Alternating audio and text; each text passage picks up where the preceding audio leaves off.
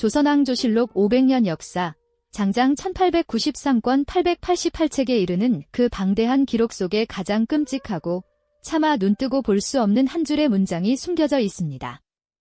7년간 국토를 유린했던 임진왜란의 참혹함도 50만 백성이 포로로 끌려갔던 병자호란의 치욕도 이 문장이 주는 공포만큼 섬뜩하지는 않았습니다.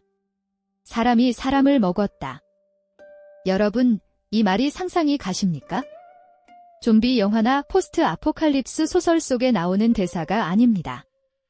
부모에 대한 효와 국가에 대한 충, 그리고 예의와 도덕을 목숨보다 소중히 여겼던 동방예의지국 조선에서 그것도 짐승이 아닌 멀쩡한 사람들이 실제로 저질렀던 일입니다. 굶주림에 이성을 잃은 부모가 자식을 산속에 버리고 자식이 굶어 죽은 부모의 시신을 뜯어먹으며 무덤을 파헤쳐 시체의 살점을 도려내 먹었던 아비규환의 현장. 우리는 이 시기를 1670년 경술년과 1671년 신해년에 걸친 대재앙, 별표 경신대기근, 별표이라 부릅니다. 우리는 흔히 조선의 위기라고 하면 왜군이 칼을 들고 쳐들어오거나 오랑캐의 말발굽이 국토를 짓밟은 전쟁을 먼저 떠올립니다. 하지만 역사적 통계는 우리의 상식과는 전혀 다른 충격적인 진실을 말하고 있습니다. 임진왜란 7년 전쟁 동안 죽은 사람의 수보다 단 2년 동안 이어진 이 대기근 때 굶어 죽고 병들어 죽은 사람의 수가 훨씬 더 많았다는 사실을 아십니까? 당시 기록된 공식 사망자 수만 해도 수십만, 학계에서 추산하는 실제 사망자는 최소 100만 명에 이릅니다. 당시 조선 인구가 약 1200만 명에서 1400만 명 정도였으니 길 가던 국민 10명 중 1명이 혹은 그 이상이 단 2년 만에 흔적도 없이 증발해버린 것입니다. 상상해 보십시오. 한양 도성 한복판, 종로 거리에는 굶어 죽은 시체인 다사자들이 산처럼 쌓여 썩어가고 있었습니다. 그 시체를 치울 사람조차 없어 썩은 내가 진동을 하는데 그 냄새를 맡고 산에서 내려온 늑대와 들깨, 떼가 시신을 뜯어먹습니다. 그리고 그 옆에는 뼈만 앙상하게 남은 사람들이 눈이 뒤집힌 채 그 들깨라도 잡아먹기 위해 아니면 아직 덜 썩은 시체의 살점이라도 찾기 위해 짐승처럼 뒤엉켜 있습니다. 이곳은 사람이 사는 세상이 아니었습니다. 말 그대로 생지옥이었습니다. 하지만 이 지옥도보다 더 기가 막히고 피가 거꾸로 솟는 사실이 있습니다. 백성들이 흙을 파먹고 자식을 삶아 먹으며 죽어가던 바로 그 순간에도 한양의 높은 기와집 아래 조정 대신들은 목에 핏대를 세우며 싸우고 있었습니다. 무엇 때문에 싸웠냐고요? 굶주린 백성을 살릴 구휼미 때문이 아니었습니다. 바로 광실의 장례식 때 상복을 1년 입느냐, 3년 입느냐를 결정하는 문제, 즉 계속 논쟁 때문이었습니다. 백성은 흙을 씹다 죽어가는데 정치는 예법을 논하며 파벌 싸움을 하고 있던 기막힌 모순. 도대체 17세기 조선에 무슨 일이 있었던 걸까요? 하늘은 왜 조선을 버렸으며 조정은 왜 이토록 무능하고 잔인했을까요? 오늘 히스토리 디텍티브는 교과서에서는 심한 흉년이 들었다 하는 한 줄로 짧게 스쳐 지나갔지만 우리 조상들에게는 뼈에 사무치는 공포이자 트라우마였던 조선 최대의 미스터리. 경신대기근의 참혹한 진실을 추적합니다. 그리고 묻겠습니다. 과연 이 비극은 단순한 자연재해였을까요? 아니면 막을 수 있었던 인재였을까요? 지옥의 문은 어느 날 갑자기 예고도 없이 덜컥 열린 것이 아니었습니다. 1670년 경술년, 그해 조선의 하늘은 마치 저주에 걸린 듯 기이하고 불길한 징조들을 끊임없이 쏟아내고 있었습니다. 당시 전 지구는 이른바 별표 소빙하기, 리텔 ICAG, 별표의 절정기에 접어들어 있었습니다. 태양의 흑점 활동이 멈추고 지구의 온도가 급격히 떨어지면서 생태계가 교란되던 시기였습니다. 유럽에서는 템스강이 꽁꽁 얼어붙어 배가 다니지 못했고 중국 대륙에서는 감귤 농사가 전멸할 정도의 한파가 몰아닥쳤습니다. 그리고 그 기후 재앙의 가장 잔혹한 칼날이 하필이면 한반도의 허리를 정통으로 겨누고 있었습니다. 비극의 서막은 1670년 새해 첫날부터 올랐습니다. 새해 아침, 한양의 하늘을 올려다본 사람들은 경악을 금치 못했습니다. 떠오르는 태양 주위로 붉고 검은 기운이 뱀처럼 휘감는 햇무리와 백무지개가 관측된 것입니다. 당시 사람들에게 이것은 단순한 기상현상이 아니었습니다. 왕조의 불행을 예고하는 하늘이 보내는 명백한 경고장이었습니다. 저작거리의 노인들은 올해 반드시 큰 사달이 날 것이다 라며 불안에 떨었고 그 불길한 예감은 빗나가는 법 없이 적중했습니다. 아니, 인간의 상상을 초월하는 자연의 무자비한 공격이 시작되었습니다. 봄이 왔으나 그것은 봄이 아니었습니다. 1월부터 3월까지 대지를 적셔야 할 봄비가 단 한 방울도 내리지 않았습니다. 겨울을 나고 싹을 틔워야 할 보리와 밀은 타들어가는 갈증 속에서 누렇게 말라 비틀어졌습니다. 농부들이 하늘만 쳐다보며 목놓아 기우제를 지내고 왕이 직접 나서서 반찬 가짓수를 줄이며 근신했지만 하늘은 침묵으로 일관했습니다.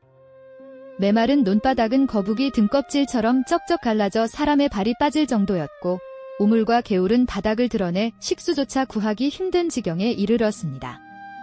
그런데 4월과 5월, 한창 작물이 자라야 할 초여름이 되자 하늘은 기다렸다는 듯 끔찍한 재앙을 내려보냈습니다. 비 대신 난데없이 별표 우박 별표이 쏟아진 것입니다. 실록은 당시 상황을 붉은 우박이 떨어졌다고 기록하고 있습니다. 그냥 얼음 알갱이가 아니었습니다. 새알만한 크기부터 주먹만한 크기의 거대한 얼음 덩어리가 하늘에서 포탄처럼 쏟아져 내렸습니다. 평안도와 황해도 일대를 강타한 이 우박 폭격은 그나마 가뭄을 버티고 살아남았던 어린 곡식들을 처참하게 짓이겨 놓았습니다. 들판에 나갔던 소와 말들이 우박에 맞아 머리가 깨져 즉사했고 밭을 매던 아낙네들이 피를 흘리며 쓰러졌습니다. 심지어 평안도에서는 4살 배기 아이가 우박에 맞아 그 자리에서 숨지는 비극까지 벌어졌습니다. 여름의 문턱에서 벌어진 이 얼음 폭탄은 단순한 날씨가 아니라 자연이 인간을 향해 던지는 돌팔매질이었습니다. 하지만 이것은 시작에 불과했습니다. 진짜 공포는 6월과 7월, 한여름에 찾아왔습니다. 매미가 울고 땀을 뻘뻘 흘려야 할 그 계절에 강원도와 함경도 산간 지방에 별표는 별표이 내렸습니다. 상상이 되십니까? 7월의 눈이라니요. 아침이면 하얗게 서리가 내려앉아 냇가가 얼어붙었고 한여름에 속옷을 꺼내 입어야 할 만큼 살을 내는 냉기가 감돌았습니다. 이 기이한 저온 현상은 조선의 농업 시스템을 완전히 파괴해버렸습니다. 벼는 따뜻한 햇볕을 받아야 알곡이 맺히는데 냉해를 입은 벼들은 이삭이 패기도 전에 하얗게 말라 죽거나 쭉정이만 남았습니다. 이를 백수 현상이라 합니다. 들판은 온통 하얗게 변해버렸지만 그것은 풍요로운 수확의 색이 아니라 죽음의 색이었습니다. 농부들은 얼어 죽은 벼 포기를 부여잡고 통곡했지만 하늘은 표정 하나 바꾸지 않았습니다. 설상가상으로 8월이 되자 자연은 마지막 확인 사살을 감행합니다. 이번에는 초대형 태풍과 홍수가 들이닥친 것입니다. 가뭄으로 바짝 말라버린 땅, 우박으로 두들겨 맞고 냉해로 얼어붙은 그 약해진 땅 위에 이번에는 물폭탄이 쏟아졌습니다. 산사태가 일어나 마을을 덮쳤고 강물이 범람해 집들이 종이배처럼 떠내려갔습니다. 경상도와 전라도의 곡창지대는 순식간에 흙탕물 바다로 변했습니다. 그나마 목숨을 부지하고 있던 얼마 안 되는 곡식들마저 모조리 물에 잠겨 썩어버렸습니다. 제주도에서는 거대한 해일이 덮쳐 수많은 사람이 바다로 쓸려나갔고 배들이 전복되어 섬 전체가 고립되었습니다. 조선 팔도 360여 고을 중 어디 하나 성한 곳이 없었습니다. 북쪽에서는 서리와 눈, 남쪽에서는 홍수와 태풍, 서쪽에서는 가뭄, 동쪽에서는 해일, 동서남북 사방에서 봄, 여름, 가을, 겨울 사계절 내내 재난이 멈추지 않고 릴레이처럼 이어졌습니다. 마치 자연이 작심하고 조선이라는 나라를 지도에서 지워버리려는 것 같았습니다. 가을 추수철이 되었지만 들판은 텅 비어 있었습니다. 낫을 댈 곡식이 단 한 톨도 남아있지 않았기 때문입니다. 창고는 비었고 먹을 것은 없는데 다가올 겨울은 그 어느 때보다 혹독할 것이라는 예고가 들려왔습니다. 농부들의 눈에는 눈물조차 말라버렸고 그들의 입에서는 나라님이 덕이 없어 하늘이 노했다 는 원망 섞인 탄식이 흘러나왔습니다. 이제 곧 겨울이 닥쳐올 차례였습니다. 땔감도 부족하고 먹을 것도 없는 상황에서 맞이해야 할 소빙하기의 겨울. 그것은 단순한 배고픔과의 싸움이 아니었습니다. 인간으로서의 존엄성, 도덕, 윤리, 그 모든 것을 내려놓고 오직 짐승 같은 생존 본능만 남겨야 하는 진짜 지옥으로 들어가는 입구였습니다. 그리고 그 겨울, 조선 사람들은 단 한 번도 경험해보지 못한 인간이 인간을 포기하는 끔찍한 광경을 목격하게 됩니다. 1670년 겨울, 유난히 춥고 길었던 그 계절은 조선의 백성들에게는 차라리 죽음보다 못한 고통의 시간이었습니다. 곡식은 이미 바닥난 지 오래였고 사람들은 허기를 채우기 위해 산과 들로 나갔습니다. 처음에는 도토리와 나무뿌리를 캐 먹었습니다. 그것마저 동나자 소나무 껍질을 벗겨 하얀 속살을 씹어 먹었고 나중에는 들판의 잡초와 흙까지 파먹기 시작했습니다. 당시 실록에는 백성들이 백토, 즉 하얀 흙을 떡처럼 빚어 먹었다는 기록이 나옵니다. 배고픔을 견디다 못해 흙으로 위장을 채운 것입니다. 하지만 그 대가는 끔찍했습니다. 흙은 소화되지 않고 장 속에 그대로 쌓여 돌처럼 딱딱하게 굳어버렸고 결국 수많은 사람이 항문이 막혀 배가 터지는 극심한 고통 속에서 죽어갔습니다. 길가에는 배는 남산만 한데 팔다리는 나무젓가락처럼 마른 시체들이 즐비했습니다. 하지만 굶주림보다 더 무서운 사신이 뒤따라왔습니다. 바로 별표벽병, 전염병, 별표이었습니다. 못 먹어서 면역력이 바닥난 사람들에게 추위와 함께 찾아온 티푸스와 장티푸스는 학살에 가까운 죽음을 선물했습니다. 굶어 죽은 시체가 썩으면서 발생한 병균은 산 사람을 덮쳤고 어제 이웃집 김씨가 죽어나간 자리에 오늘은 내 가족이 눕는 지경에 이르렀습니다. 한양 도성의 문 밖에는 매일 아침 성 안에서 실려 나온 시체들이 산처럼 쌓였습니다. 시체를 묻을 힘조차 없는 사람들은 그냥 길가에 시신을 버렸고 관아에서는 시체 썩는 냄새 때문에 업무를 볼 수 없다고 호소할 정도였습니다. 조선 팔도 전체가 거대한 공동묘지로 변해버린 것입니다. 그리고 마침내 굶주림과 공포가 인간의 이성마저 갉아먹어버린 그 순간 조선 사회를 지탱하던 유교적 도덕과 윤리, 즉 별표 천륜, 별표이 붕괴하기 시작했습니다. 부모가 자식을 버리는 일이 속출했습니다. 함께 있으면 다 굶어 죽는다.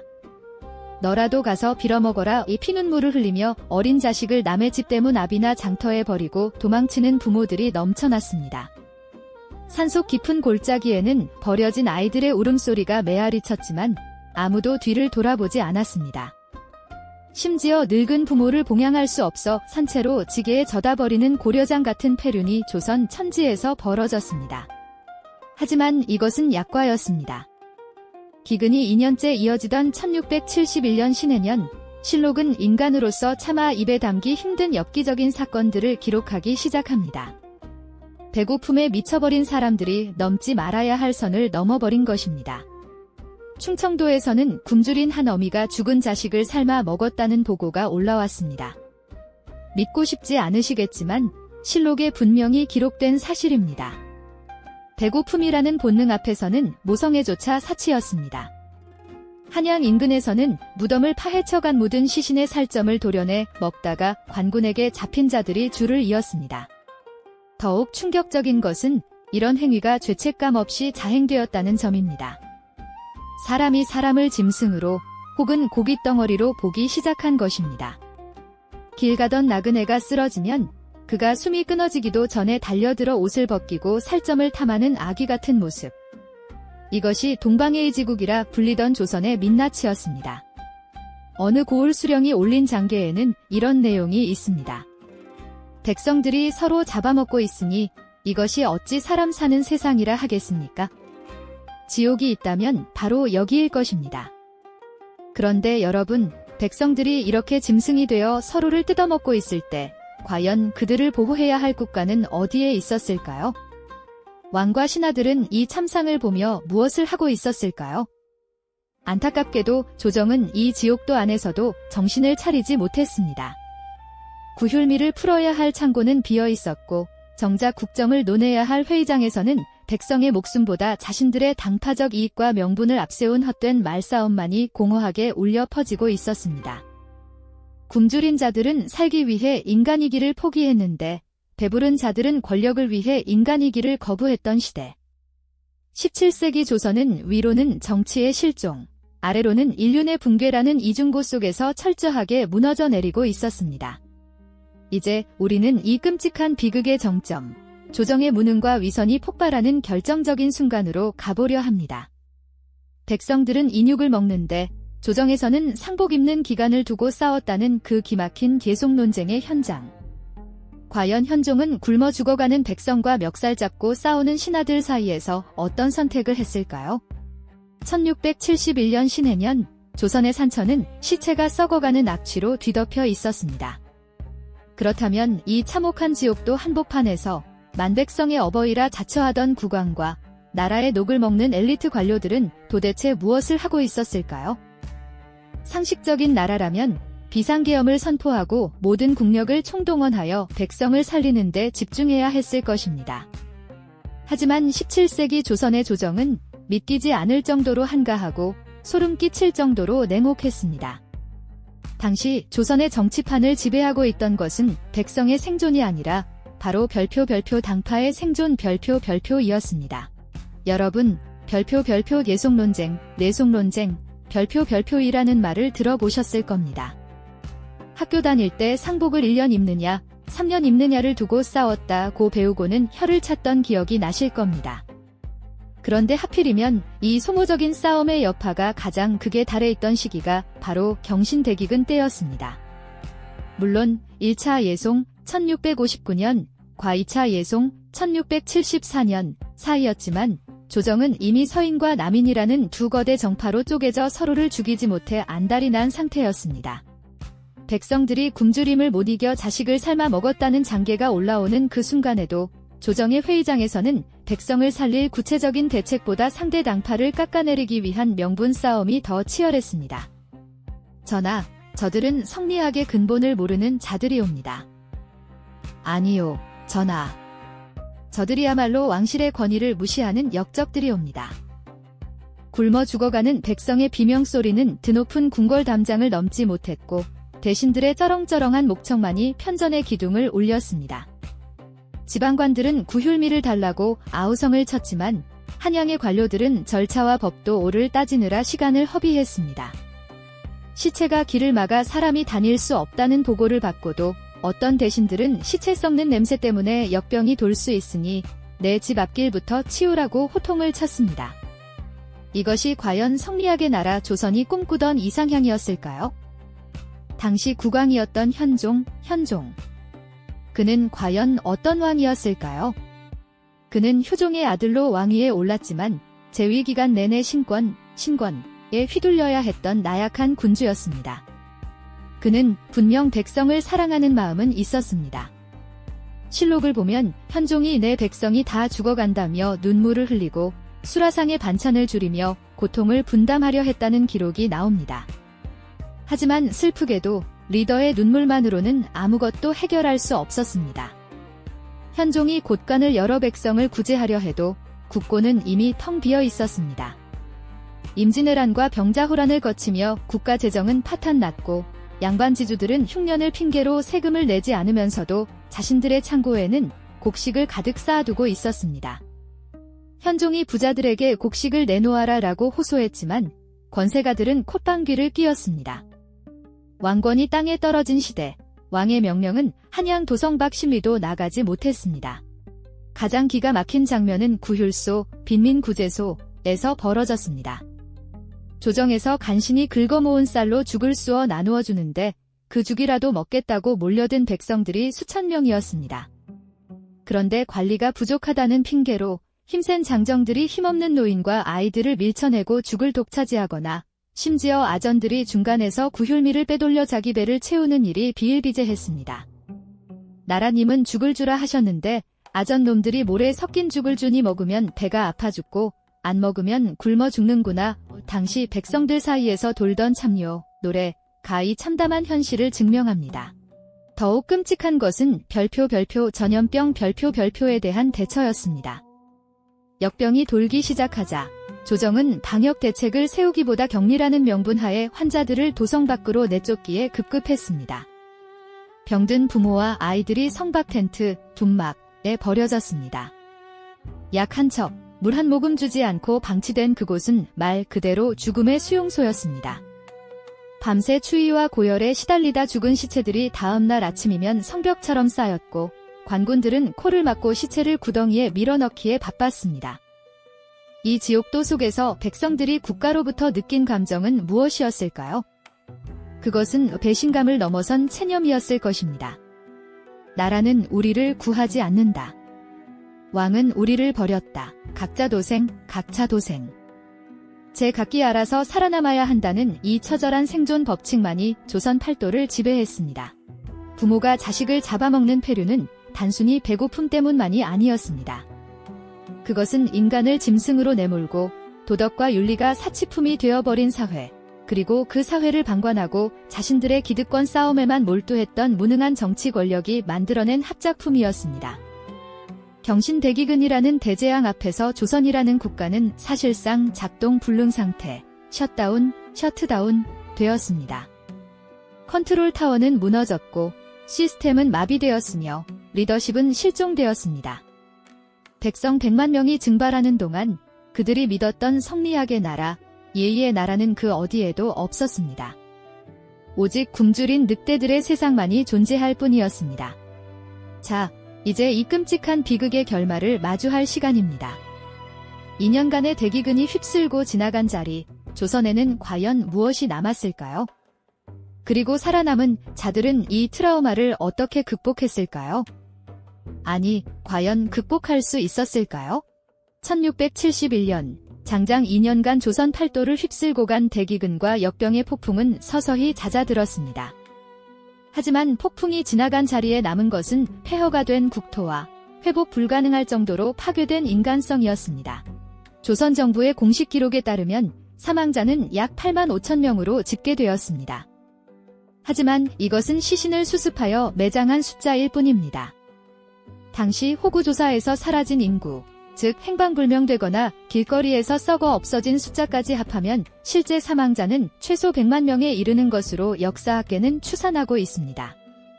100만 명, 당시 조선 인구가 약 1200만 명이었으니 전체 인구의 10% 가까이가 단 2년 만에 증발해버린 것입니다. 여러분의 스마트폰 연락처에 있는 친구 10명 중 1명이, 아니 우리 가족 중 1명이 어느 날 갑자기 굶어 죽거나 전염병으로 사라졌다고 상상해 보십시오. 경신대기근은 단순한 통계 숫자가 아니라 살아남은 모든 조선 사람들의 가슴 속에 영원히 지워지지 않는 거대한 구멍을 남겼습니다. 그렇다면 살아남은 자들은 행복했을까요? 아닙니다. 그들은 생존자 증후군, 서바이버 신드롬이라는 또 다른 지옥 속에 살아야 했습니다. 눈앞에서 자식이 굶어 죽어가는 것을 지켜봐야 했던 부모, 배고픔을 이기지 못해 인육을 탐했던 자신의 끔찍한 과거를 기억하는 사람들. 대기근 이후 조선 사회에는 우울증과 화병이 전염병처럼 번졌고 사람들은 서로를 불신하며 문을 걸어 잠갔습니다. 이웃이 언제 나를 잡아먹을지 모른다우는 공포가 공동체를 파괴한 것입니다. 더욱 뼈아픈 것은 이 끔찍한 대가를 치르고도 조선의 지배층은 변하지 않았다는 사실입니다. 100만 명이 죽어나간 그 참혹한 현장 위에서도 기득권층은 여전히 성리학적 명분들 외치며 권력투쟁을 멈추지 않았습니다. 대기근 직후 벌어진 2차 예송 논쟁, 갑인예송은 그들이 얼마나 백성의 삶과 동떨어진 존재들이었는지를 적나라하게 보여줍니다. 그들에게 백성의 죽음은 그저 덕이 부족해서 일어난 일기라는 추상적인 반성 한마디로 덮을 수 있는 지나가는 소나기 같은 것이었는지도 모릅니다. 하지만 역사에는 묘한 아이러니가 존재합니다. 역설적이게도 이 경신대기근은 조선 사회를 근본적으로 뒤흔드는 변화의 씨앗이 되었습니다. 국가가 나를 지켜주지 않는다는 것을 뼈저리게 깨달은 백성들은 더 이상 나라에 의존하지 않고 스스로 살 길을 찾기 시작했습니다. 상업과 유통에 눈을 뜨고 시장, 장시, 이 폭발적으로 성장했으며 신분제에 얽매이지 않고 돈을 버는 것이 최고라는 새로운 가치관이 싹트기 시작했습니다. 100만 명의 죽음이 역설적으로 조선 후기 상품 화폐 경제의 발달을 앞당기는 기폭제가 된 셈입니다. 자, 이제 시간을 돌려 2024년의 대한민국을 바라봅시다. 우리는 과연 17세기 조선보다 안전하다고 장담할 수 있을까요? 물론 지금 우리에게 시긴이 벌어지는 기근은 없습니다. 하지만 전문가들은 경고합니다. 경신대기근을 불러왔던 소빙하기와 같은 급격한 기후 변화가 지금은 지구온난화라는 이름으로 더 빠르고 더 강력하게 우리를 향해 다가오고 있다고 말입니다. 폭염, 폭우, 가뭄, 그리고 예측할 수 없는 신종 바이러스의 출현. 350년 전 조선을 멸망 직전까지 몰고 갔던 그 재앙의 시그널들이 지금 21세기에 다시 켜지고 있습니다. 만약 내일 당장 전 세계적인 식량 위기가 닥치고 물류가 끊기고 전염병이 창궐한다면 우리의 시스템은 17세기 조선보다 얼마나 더 훌륭하게 작동할까요? 여전히 정치권은 민생보다는 정쟁에 몰두하고 사회는 양극화로 갈라져 있으며 각자 도생을 외치는 목소리가 드높은 지금의 대한민국. 어쩌면 경신대기근은 과거에 박제된 역사가 아니라 우리가 마주할 수도 있는 오래된 미래일지도 모릅니다. 오늘의 이야기, 조선 역사상 최악의 지옥 경신대기근? 사람이 사람을 먹어야 했던 그 끔찍한 비극은 자연재해라는 흉기를 든 하늘과 무능이라는 방패를 든 인간이 만들어낸 합작품이었습니다. 여러분이 만약 17세기 그 절망적인 조선 땅에 떨어졌다면 과연 인간으로서의 존엄을 지키며 죽음을 택하셨겠습니까? 아니면 짐승이 되어서라도 끝까지 살아남으셨겠습니까? 역사는 묻고 있습니다. 지금 당신들은 안녕하십니까? 지금까지 실록의 행간을 읽어주는 남자, 히스토리 디텍티브였습니다.